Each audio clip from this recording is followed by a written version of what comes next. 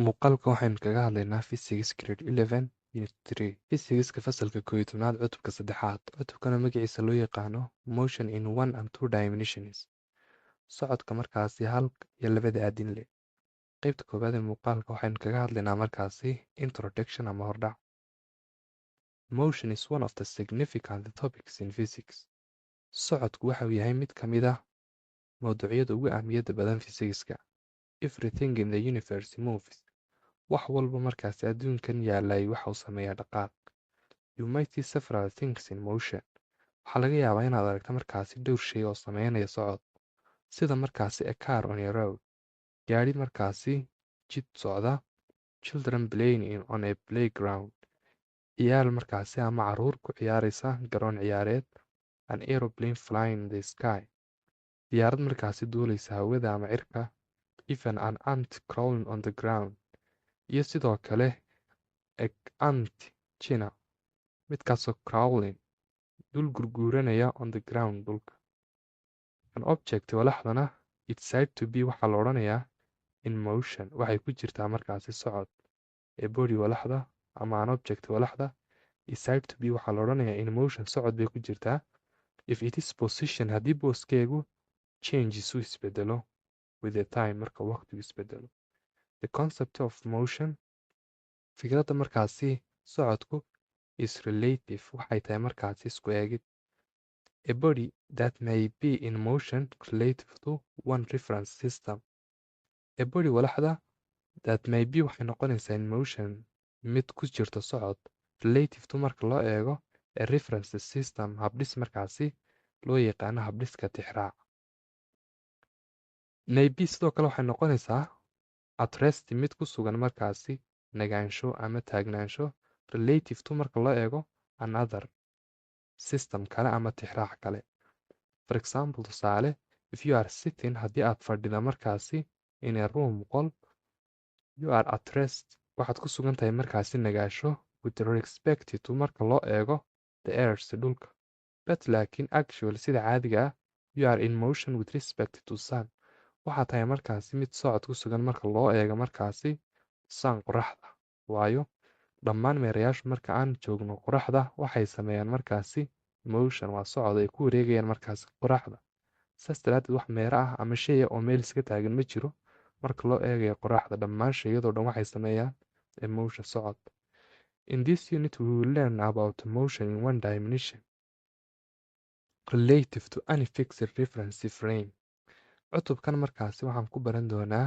socodka halka aadin leh iyadoo loo eegaya markaasi bar tixraac markaasi madaareed it is application in our day-to-day life iyo sidoo kale isticmaalkiisa loo isticmaalayo one dimensional motionkaasi nolosheena markaasi maalinlaha ah in addition to motion in one dimension intaas waxaa dheeraanaya markaasi socodkani halka aadin leh we will also discuss sidoo kale waxaynu kaga doodi doonaa cutubkani uniform circular motion socodka loo yaqaano socod markaasi wareeg madoorsoome uniform circular motion waa socod wareeg madoorsoome as an example of motion in two dimension isagoo markaasi example u noqonaya socodka loo yaqaano two dimension 2D waxay u taagan tahay two dimension 1D na waxay u taagan tahay one dimension two dimension macnaheedu waxay tahay laba aadin leh one dimension waxay tahay hal aadin leh 3.1 uniformly accelerated motion in one dimension shirka markaasi koobaad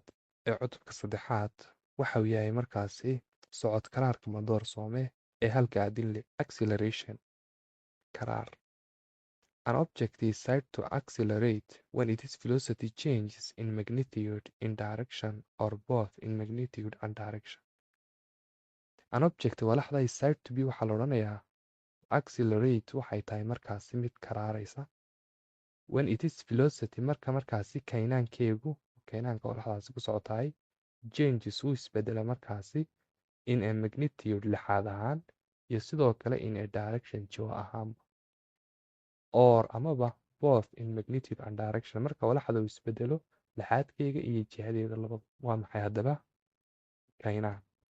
kaynaanka waxaa loo yaqaanaa markaasi inta mitir ee walaxdu socoto per second halkii second tusaale walaxdu hadday socoto 5 mitir ama 5 tallaabo haddii ay qaado per second halkii secondba macnaheega waxay tahay walaxdaasi waxay ku socotay kaynaan 5 mitir halkii secondba.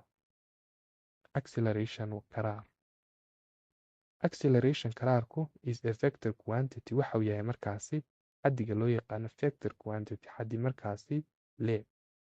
waa maxay vector quantity?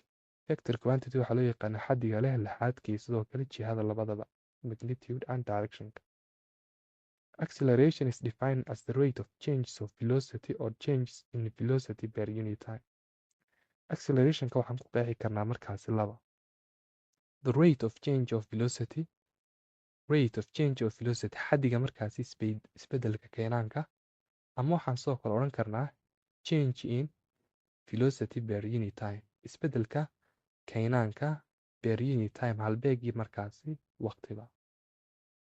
The SI unit of acceleration is meter per second square. The SI unit halbeega caalamiga of acceleration ee karaarku is meter per second square. waa mitir markaasi per second square. Negative acceleration may or may not be the acceleration. Negative accelerationka ama accelerationka taban waxa uu noqon karaa ama ma noqon karo the accelerationka waxa loo yaqaan. And the acceleration sidoo kale karaar jabku may or may not be considered as negative acceleration.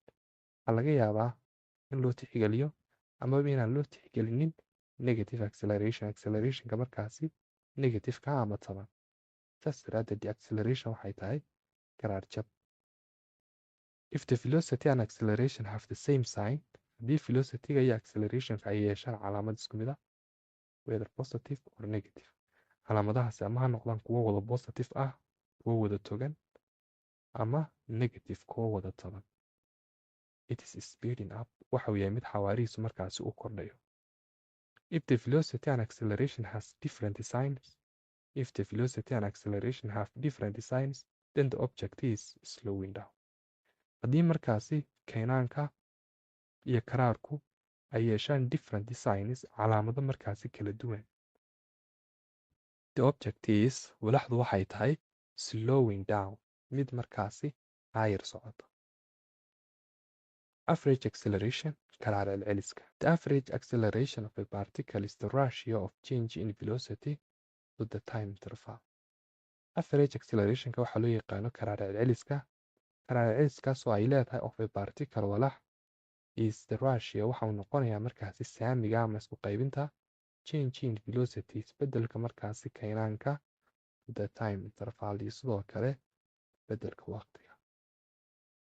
Where VF halkaasoo markaasi VF calaamada loo yaqaanayay is final velocity ay u taagnaan doonto keenaan dhammaadka, VI calaamada loo yaqaanayna ay u taagnaan doonto markaasi initial velocity keenaan bilowga, sidoo kale change in t calaamadaas loo yaqaanay ama delta t waxay u taagnaanaysaa markaasi time intervalka. Average accelerationka oo loo soo gaabsado markaasi AAV waxa uu kula mid yahay markaasi change in velocity-ga ama delta v oo loo qaybiyo markaasi delta t oo ah markaasi change in time or time interval. Change in v ama isbedelka keenaanku waxa uu kula mid yahay final velocity-ga oo laga jaray markaasi initial velocity vf minus vi, halkaasoo vf ay u taagan tahay final velocity-ga, vi-na ay u taagan tahay initial velocity. vf oo ah final velocity waxay tahay markaasi keenaan dhammaad, vi-na waxay tahay markaasi initial velocity keenaan bilow. Sidoo kale change in t oo ah markaasi isbedelka time-ka ama waqtiga waxa uu kula mid yahay tf minus vi, markaasoo tf ay u taagan tahay final time-ka, ti-na ay u taagan tahay initial time. Final time-ku waxa uu yahay markaasi waqti dhammaadka, initial time-na waxa uu yahay waqti bilow. Example 3.1 tusaalaha koowaad ee cutubka saddexaad. If the speed of certain car is increased from at rest to 20 meter per second in 6 seconds, what is the average acceleration? Haddii markaasi xawaaraha gaari gaar ah uu ka soo kordho at rest nagaansho ama taagnaansho to uuna gaadhona markaasi 20 meter per second ama 20 meter per second in 6 second muddo markaasi 6 second ah. What is muxuu yahay markaasi average acceleration karaar markaasi celceliska yeelanaya markaasi gaadhigan. Tallaabada koowaad aan qaadana waxay tahay inaan idhaahno markaasi given. Maxay tahay markaasi waxa aynu haysano ee aan u baahnayn markaasi inaan ku sameyno calculationka.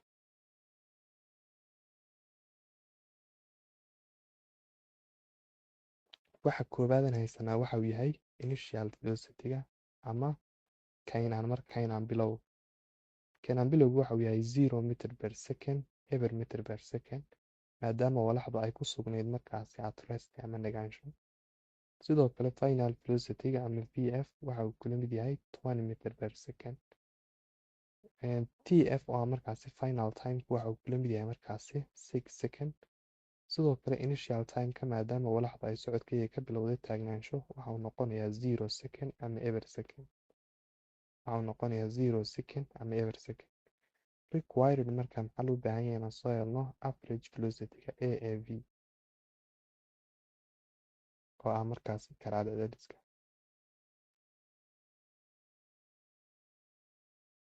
Average velocity-ga oo loo soo gaabsado markaasi AAV waxaa lagu helaa bay ahayd final velocity-ga oo laga jaray markaasi initial velocity-ga waa kaynaan bilowga oo laga jaray markaasi kaynaan dhamaadka oo laga jaray markaasi kaynaan bilowga oo loo qaybiyo markaasi tf minus ti oo ah markaasi final time minus initial time. haddaba vf oo ah markaasi final velocity-ga waxaan haysanaa 20 meter per second. saas daraadeed halkii vf ay taale waxaan ku bedelanay 20 meter per second.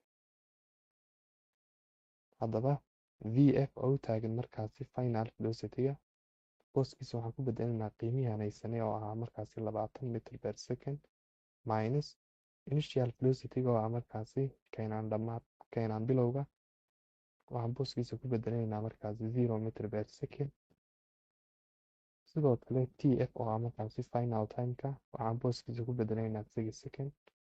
sidoo kale initial time-ka oo ah markaasi waqti bilowga ku bedelaynaa booskiisa 0 second.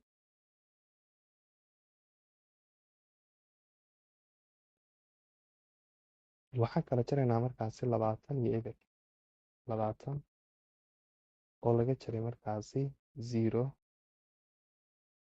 20 laga jaray eber waxay tahay markaasi 20 oo keliya. sidoo kale meter per second iyo meter per second waa isku mid baa laga soo qaadan doonaa mar labaad 6 second waxaan ka jaraynaa markaasi 0 second marka 6 iyo eber baan kala jaraynaa waa 6 oo keliya. second iyo second waa isku mid hal mid oo keliya ayaan ka soo qaadanay. 20 iyo 6 waan isku qaybin karnaa waa 3 point markaasi 67. sidoo kale meter per second iyo second waan isku qaybin karnaa waxay noqonaysaa markaasi meter per second square. si kale haddaan u dhigno meter per second oo loo qaybiyo markaasi second waxaan u qori karnaa meter per second oo loo qaybiyo markaasi second oo keliya. meterku maadaama uu wato markaasi hooseeyaha second sidoo kale secondkana waxa uu leeyahay hooseeyaha 1 meter per second. fastaraadii waxaan isticmaalnaa xeerkii isku qaybinta tirooyinka jajabka ah. calaamadan isku qaybinta waxaan u bedelinaa isku dhufasho. sidoo kale secondka iyo halka waan isdabamarin karnaa hal hoos dhiga second. meter lagu dhuftay 1 waa meter oo keliya.